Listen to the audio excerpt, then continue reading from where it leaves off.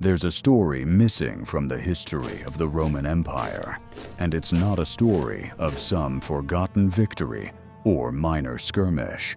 It's a story of profound, unnerving silence. It's about 5,000 of the Empire's most battle-hardened soldiers, an entire legion, a walking war machine that had carved its name across the known world. This was the Legio Nona Hispana, the 9th Legion. Sometime after the year 108 AD, they marched into the mists of northern Britain and were never heard from again. There was no report of a heroic last stand. No mass grave was ever found. Just silence. For a bureaucracy as obsessed with record-keeping as Rome, an empire that counted every last sword, the idea of a 5,000-man unit just disappearing is more than a mystery. It feels like an impossibility. And yet, it happened. They simply vanished from the history books, leaving a question that has haunted historians and storytellers for nearly 2,000 years. This is the story of what might have happened to Rome's lost legion. To really get why this is such a big deal, you first have to understand what was lost. A Roman legion wasn't just a bunch of guys with swords. It was the symbol and the instrument of Roman power. It was a self-contained army of roughly 5,000 soldiers, including heavily armed infantry, cavalry, engineers, and artillery. For a whole legion to disappear is like a modern aircraft carrier vanishing from the ocean without a single trace. And the 9th was no ordinary legion.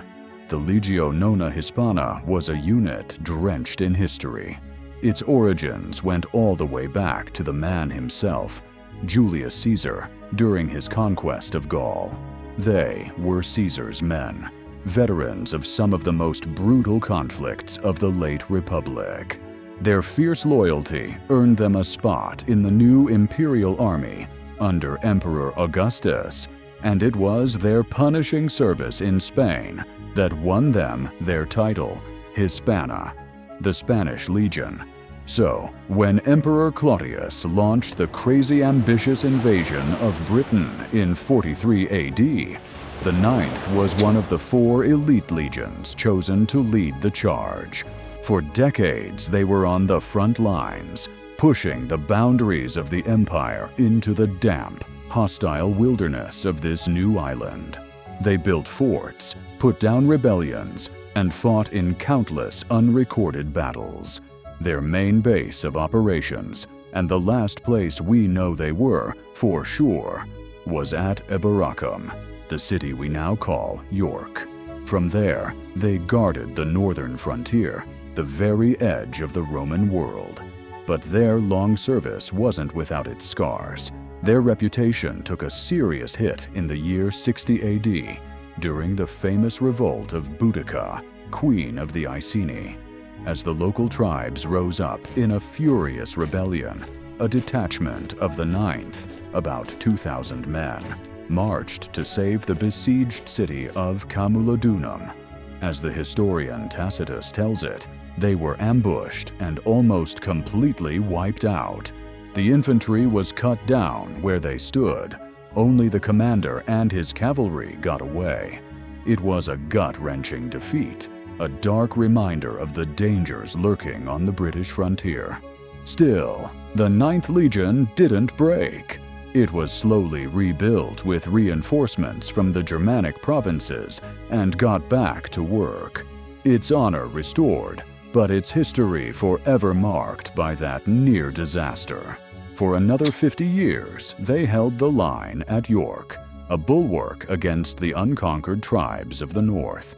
They were a veteran unit, a symbol of Roman grit, a legion that had tasted both victory and near annihilation.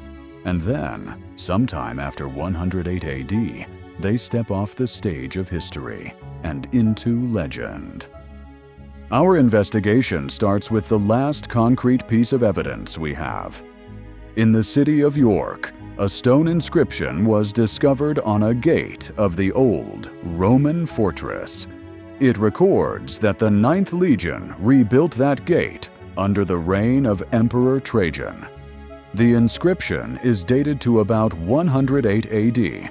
That is the last time we can definitively and irrefutably place the 9th Legion in Britain. After that date, the paper trail goes cold. In the meticulously kept records of the Roman military, the payrolls, the officer lists, the troop deployments, the 9th Legion just stops appearing. For an empire that ran on obsessive paperwork, this is a deafening silence. There's no mention of the Legion being disbanded or transferred.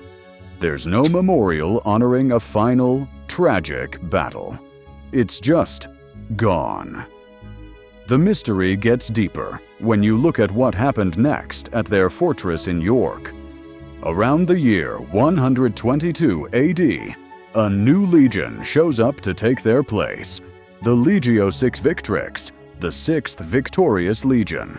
They were brought in from the Rhine frontier in Germania and would end up staying in York for nearly 3 centuries. Their arrival gives us a clear window for the 9th's disappearance, sometime between that gate inscription in 108 AD and the 6th's arrival around 122 AD. 14 years. A 14-year window in which 5,000 Roman soldiers fell off the map. This all happened during a period of serious chaos in northern Britain.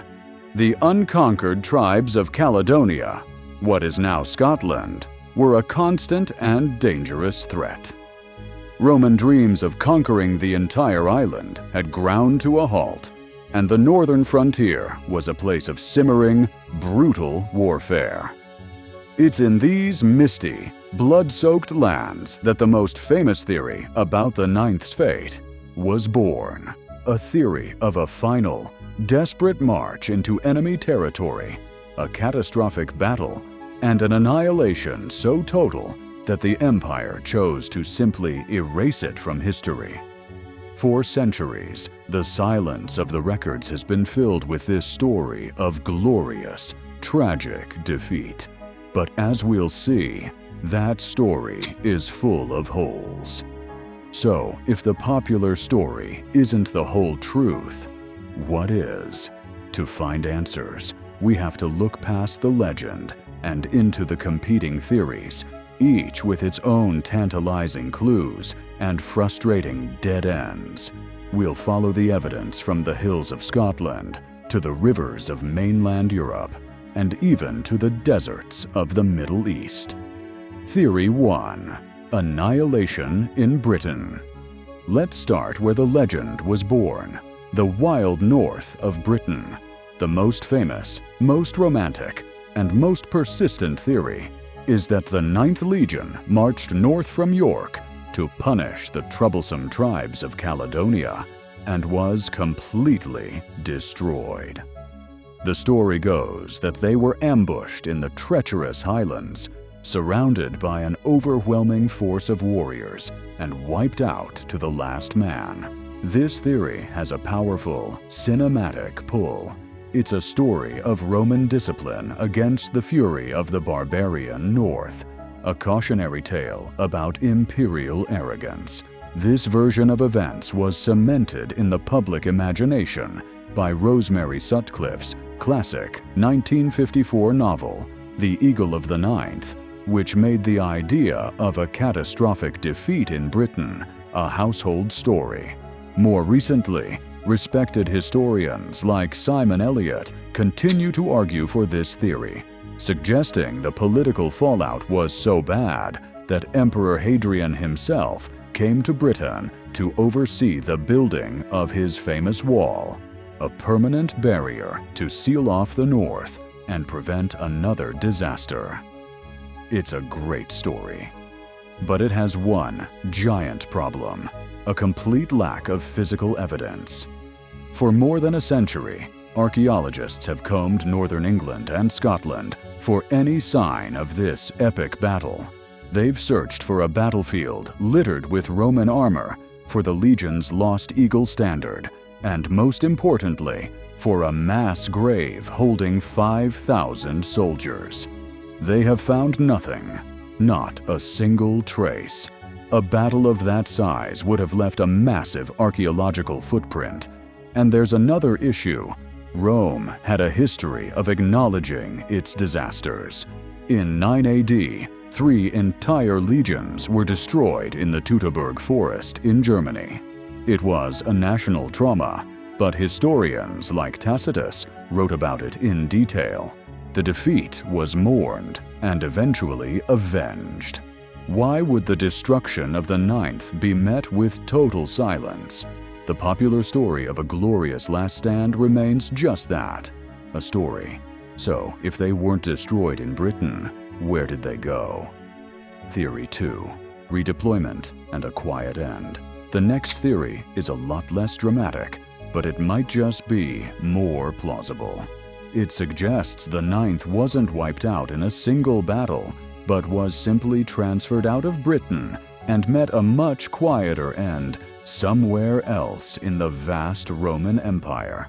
This idea shifts our search from the misty highlands to the heart of the Roman military machine. The key evidence for this was found hundreds of miles away in the modern-day city of Nijmegen in the Netherlands.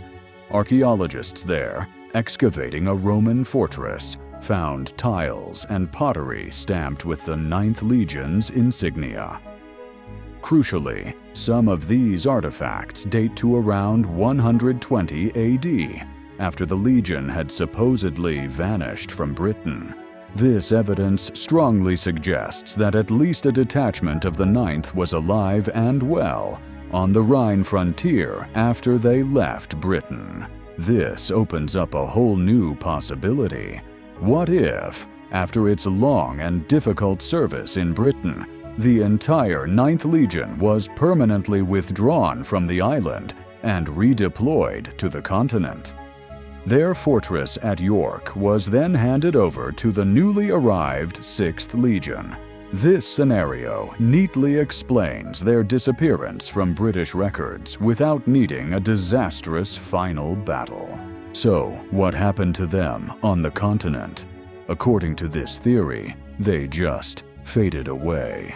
Stationed on a stable frontier, the Legion's numbers might have dwindled over the years.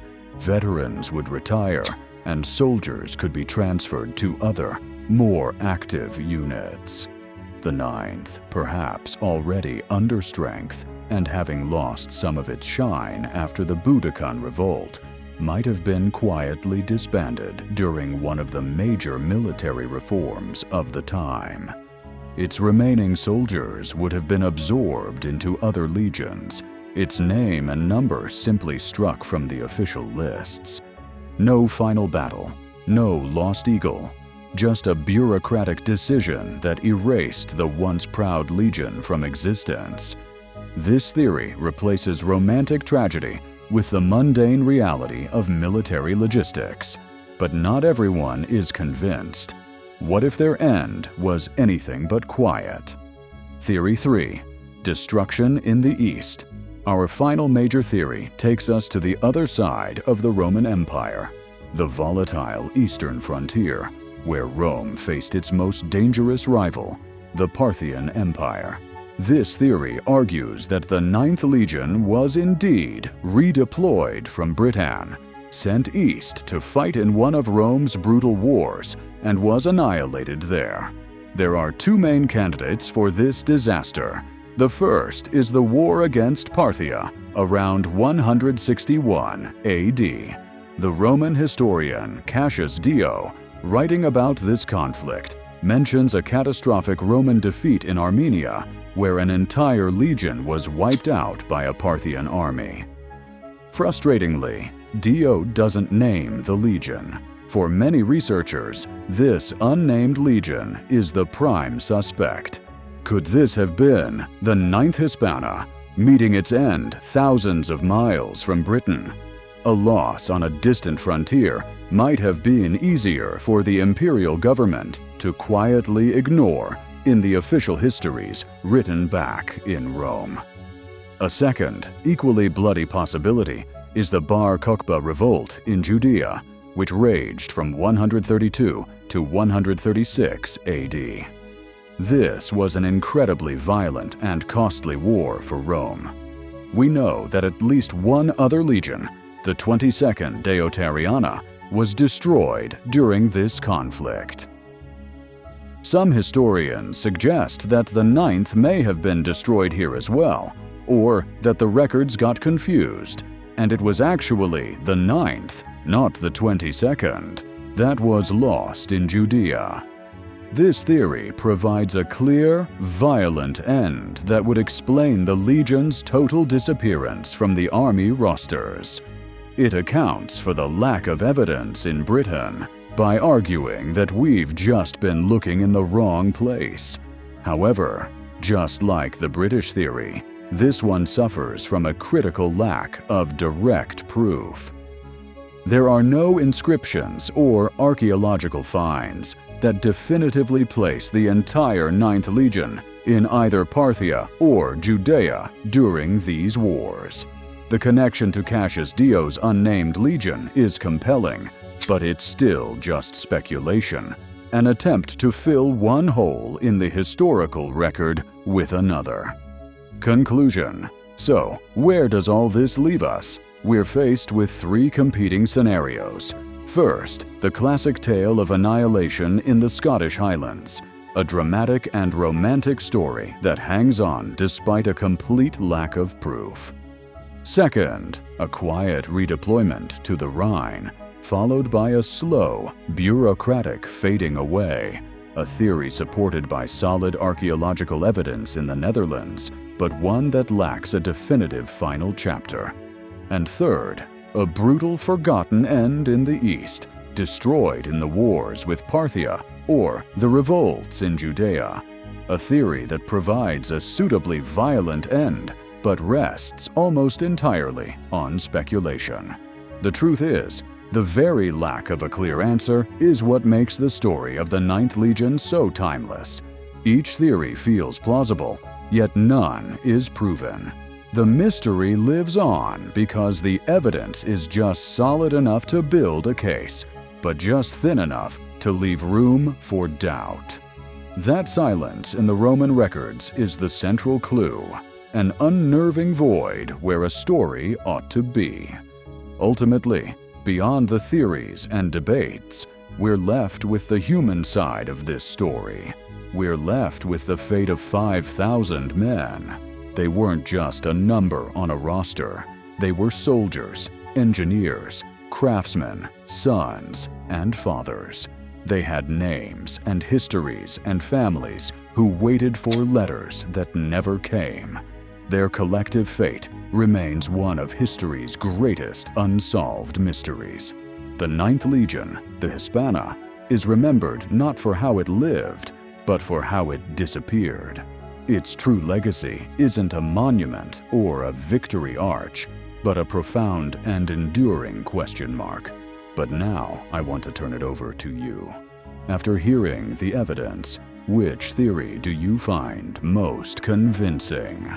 Was it a bloody last stand in Caledonia, a quiet transfer to the continent, or a forgotten disaster in the East? Let me know your theory in the comments below. I'm genuinely curious to see what you think. And if you enjoy diving into history's greatest unsolved mysteries, be sure to like this video and subscribe to the channel for more. Thanks for watching.